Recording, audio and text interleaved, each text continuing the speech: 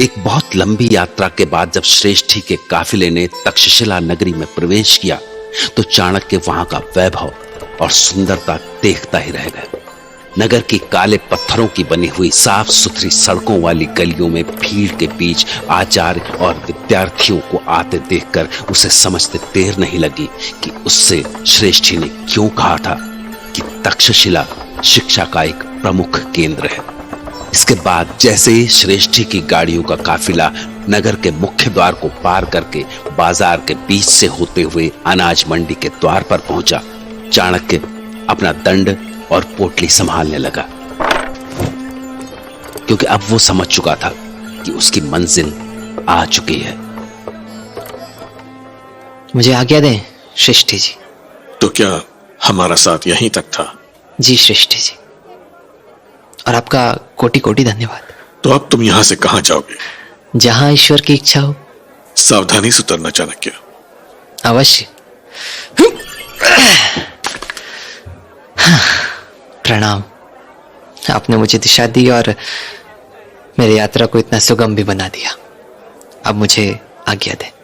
ठहरो चाणक्य, ये लो, मेरी ओर से एक पढ़ रखो। जैसे एक अनजान व्यक्ति ने मेरी सहायता की थी और मुझे इस योग्य बना दिया कि मैं दूसरों की सहायता कर सकूं, वैसे ही मेरी ओर से ये एक पर्ण तुम रखो। मुझे पूरी आशा है कि तुम भी अपने उद्देश्य में अवश्य सफल होगे। अरे किस सोच में पड़ गए? लो, रख लो। और चाणक्य, इसे उस वस्तु पर खर्च करना जिसकी तुम्हें सबसे अधिक आवश्यकता हो। जाओ, ईश्वर तुम्हारा कल्याण करे। धन्यवाद श्रीमान। तो कुछ ही पलों में श्रेष्ठी का काफिला जा चुका था और चाणक्य अब इतने बड़े इस अनजान नगर में अकेला खड़ा था। गाड़ियों के जाने के बाद चाणक्य भी वहां से निकलकर नगर भ्रमण करने लगा। बाजार में सजी हुई दुकानों में तरह तरह के पकवान और मिठाई देखकर उसे भूख लग गई, पर जैसे ही वो उन दुकानों की ओर बढ़ा, उसके पैर अपने आप थम गए। और चाणक्य, इसे उस वस्तु पर खर्च करना जिसकी तुम्हें सबसे अधिक आवश्यकता हो। श्रेष्ठी जी ने कहा था कि इस पर्ण को उचित वस्तु पर व्यय करना। क्या ये उचित वस्तु है?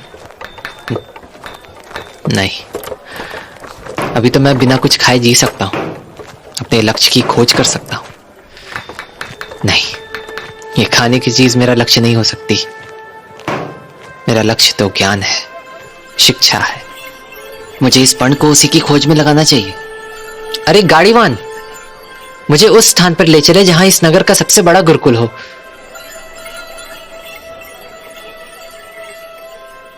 और जल्दी ही घोड़ा गाड़ी ने चाणक्य को एक नई जगह पहुंचा दिया। यह जगह नगर से थोड़ी दूरी पर थी। तो घोड़ा गाड़ी से उतरने के बाद चाणक्य एक विशाल गुरुकुल के सामने खड़ा था। गुरुकुल से आती मंत्रों की ध्वनि उसमें एक नई ऊर्जा का संचार कर रही थी।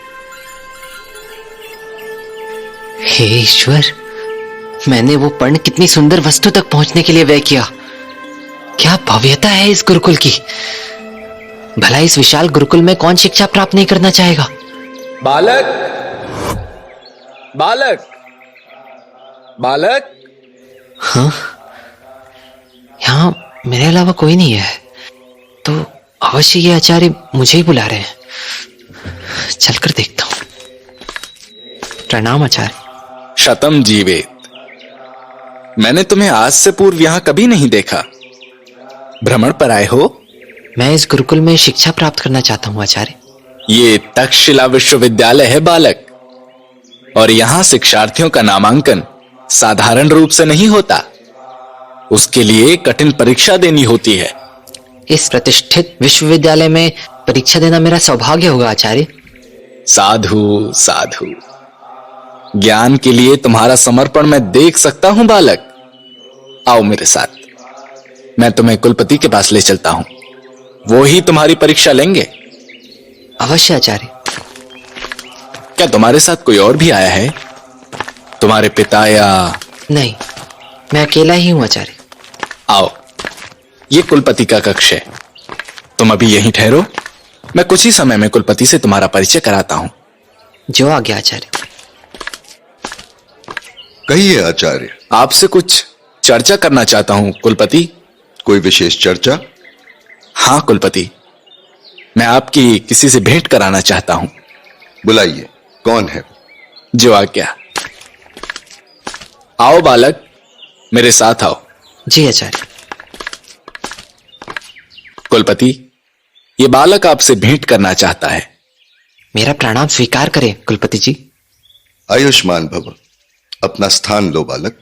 कुलपति, ये बालक इस विश्वविद्यालय में प्रवेश लेना चाहता है। तुम्हारा नाम क्या है पुत्र? चाणक्य। क्या तुम इसी नगर के निवासी हो? नहीं, मैं मगध से आया हूं। तक्षशिला के गुरुकुलों का नाम दूर दूर तक है, इसलिए जब मैंने इस संबंध में सुना तो मैं यहां चला आया। पाटलिपुत्र में तुम्हारे आचार्य कौन थे? मेरे पिता आचार्य चणक और आचार्य नंदन। तुम्हारा प्रिय विषय क्या है चाणक्य? अर्थशास्त्र और राजनीति शास्त्र। जैसा कि आचार्य ने तुम्हें बताया ही होगा कि यहां प्रवेश के लिए तुम्हें परीक्षा देनी होगी, इसलिए मैं तुमसे कुछ प्रश्न करना चाहूंगा। क्या तुम प्रश्नों के लिए प्रस्तुत हो? अवश्य कुलपति। अर्थ क्या है? जिस प्रकार भोजन बनाने के लिए लकड़ियां उसका ईंधन होती हैं, उसी प्रकार अर्थ भी किसी राज्य को चलाने के लिए प्रमुख ईंधन है। राजनीति को राजनीति ही क्यों कहते हैं? अनुचित मार्ग से उचित मार्ग पर ले जाने की क्रिया ही परमार्थ नीति है। इसीलिए कहा गया है कि नैनाथ नीति रुच्यते। प्रजा को अनुचित मार्ग से उचित मार्ग पर लाना राजा का कर्तव्य है। तो इस नीति का कर्ता राजा होने के कारण ही इसे राजनीति कहा गया है। शास्त्रों में दंड की क्या महत्ता है? आचार्य, मत्स्य पुराण कहता है कि दंड देने के कारण ही लोग इंद्र, सूर्य, विष्णु, चंद्र व अन्य देवताओं की पूजा करते हैं। दंड ही वो माध्यम है जो अभिमान से उन्मत्त लोगों को वश में करता है। अतः दंड के द्वारा दुष्ट व्यक्ति को आसानी से वश में किया जा सकता है। यही कारण है कि दंड को सारे उपायों में सर्वोत्तम बताया गया है। तुम यहाँ किस विषय पे शिक्षा लेना चाहते हो? राजनीति शास्त्र। राजनीति क्या है? जैसा कि इसके नाम से ही समझा जा सकता है आचार्य कि राज अर्थात शासन और नीति अर्थात उचित समय एवं स्थान पर उचित कार्य करने की कला। अर्थात नीति विशेष के द्वारा शासन करना अथवा विशेष उद्देश्य को प्राप्त करना राजनीति कहलाता है। और जहां तक मेरे विचारों का प्रश्न है, तो मेरे विचार से राजनीति ही वो माध्यम है जो राजा को अपने राज्य के साथ साथ उसके नागरिकों एवं अन्य राज्यों से मधुर संबंध रख इस जगत का कल्याण करने हेतु सक्षम बनाता है। सुंदर, अति सुंदर। तुम्हारा विषय ज्ञान असाधारण है चाणक्य। आज से तुम तक्षशिला विश्वविद्यालय के छात्र हुए।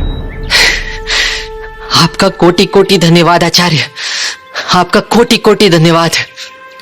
मैं आपको विश्वास दिलाता हूं कि मैं आजीवन आपको निराश नहीं करूंगा। मैं ये बात जानता हूं चाणक्य। जाओ, आचार्य तुम्हें तुम्हारा कक्ष दिखा देंगे। वहां अपना दंड और पोटली रखकर कक्षा में पहुंचो। तुम्हारा भविष्य तुम्हारी प्रतीक्षा कर रहा है। जो आज्ञा गुरुदेव।